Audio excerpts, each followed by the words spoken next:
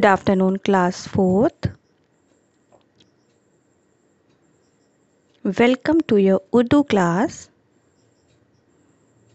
Today we will learn about मद.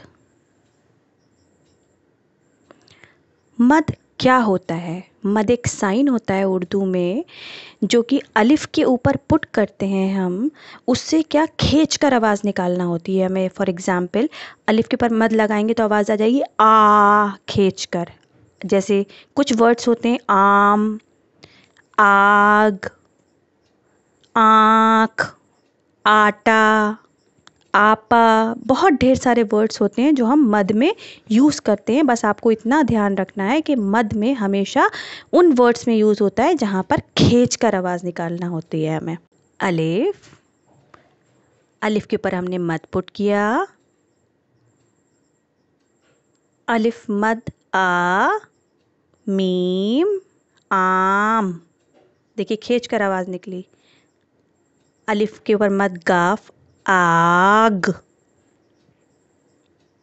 अलिफ के ऊपर मद लाम में वाउल, आलू. अलिफ के ऊपर मद नून काफ दो चश्मी है, आँख. खींच कर.